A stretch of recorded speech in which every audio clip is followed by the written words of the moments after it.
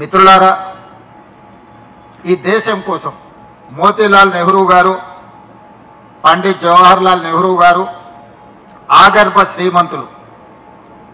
ఆ రోజుల్లోనే వేలాది కోట్ల రూపాయల ఆస్తులను దేశ స్వతంత్రంలో పెట్టుబడిగా పెట్టడమే కాకుండా దేశ స్వతంత్ర పోరాటంలో వాళ్ళ ఆస్తులన్నిటిని కూడా ఈ జాతికి, ఈ దేశానికి అంకితం చేసింది. మిగిలిపోయిన కొన్ని ఆస్తులను కూడా శ్రీమతి ఇందిరాగాంధీ గారు దేశ ప్రజలకు అంకితం చేసి వారి ప్రాణాలనే కాదు వారి ఆస్తులను సర్వం ఈ దేశం కోసం త్యాగం చేసి ఈ దేశానికి స్వతంత్రం తీసుకొచ్చిన మోతీలాల్ నెహ్రూ, పండిట్ జవహర్లాల్ నెహ్రూ గారు 10 సంవత్సరాలు జైలు జీవితం గడిపిండు దేశ స్వతంత్రం కోసం. మహాత్మా గాంధీ గారు 30 సంవత్సరాలు స్వతంత్ర పోరాటమే కాదు, మహాత్మా గాంధీ గారు 30 సంవత్సరాలు బ్రిటిష్ వాళ్ళతో కొట్లాడిన మహాత్మా గాంధీ గారి మీద లాటెత్తడానికే బ్రిటిష్ వాళ్ళు భయపడ్డారు నాడు. కానీ స్వతంత్రం వచ్చిన తర్వాత భారతీయ జనతా పార్టీకి సంబంధించిన వారసులు మహాత్మా గాంధీ గారిని దారుణంగా హత్య చేసిన రాజకీయ పార్టీ భారతీయ జనతా పార్టీ.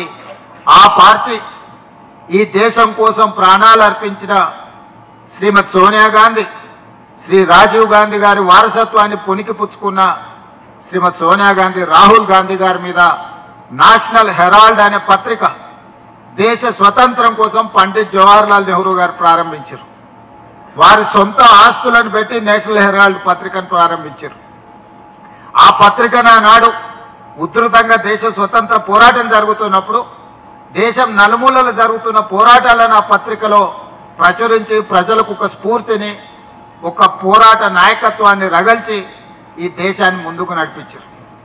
అదే సమయంలో పండిట్ జవహర్లాల్ నెహ్రూ గారితో పాటు మహాత్మా గాంధీ గారు యంగ్ ఇండియా అనే పత్రికను కూడా నడిపి ఆ పత్రిక కూడా దేశ స్వతంత్ర పోరాటంలో క్రియాశీలక పాత్ర పోషించింది. ఈరోజు నేషనల్ హెరాల్డ్ పత్రిక ఆనాడు సిబ్బందిని తీసుకొని ఆ పత్రిక నడిపించడానికి పనిచేసిన వాళ్ళు తర్వాత స్వతంత్రం అనంతరం జరిగిన పరిణామాలలో చాలామంది సమాజంలో పెద్ద పెద్ద పారిశ్రామికవేత్తలు పత్రికలు, టీవీలు పెట్టుకోవడం వల్ల నేషనల్ హెరాల్డ్ నడపడానికి కష్టమై మూతపడ్డది.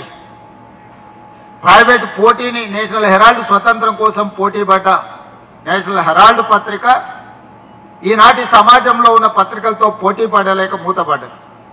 అందులో చాలామంది పండిట్ జవహర్లాల్ నెహ్రూ గారి కాలం నుంచి అందులో ఉద్యోగాలు చేసిన వాళ్ళు, వయసు మీద పడ్డ వాళ్ళు వేరే దారి లేక ఆర్థికపరమైన ఇబ్బందులు ఎదుర్కొంటున్నప్పుడు రాహుల్ గాంధీ గారి దృష్టికి తీసుకొచ్చారు.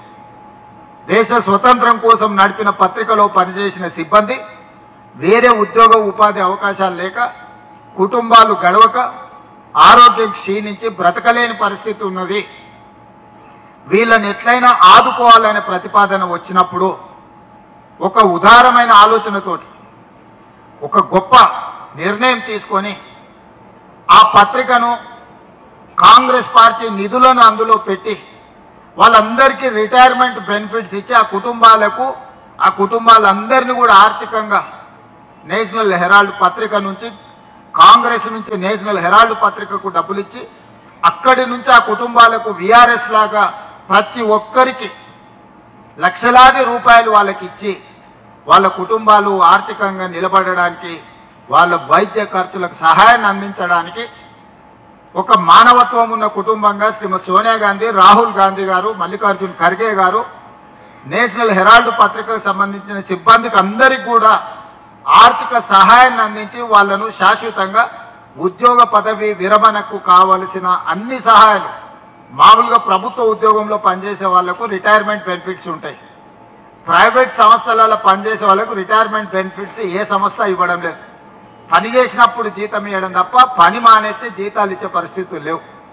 ఎప్పుడో మూతపడ్డ నేషనల్ హెరాల్డ్లో పనిచేసిన సిబ్బందికి ఒక మంచి మనసుతోని, మంచి ఆలోచనతోని కాంగ్రెస్ పార్టీ నిధులను కేటాయించి వాళ్ళని అందరినీ కూడా ఆర్థికంగా ఆదుకున్నారు. తిరిగి ఆ పత్రికను రివైవ్ చేయాలి అని అంటే నడిపించడానికి అవసరమైన బోర్డ్ ఆఫ్ డైరెక్టర్స్ అవసరం ఉండే చాలామంది అందులో బోర్డులో ఉన్న వాళ్ళు చనిపోయింది.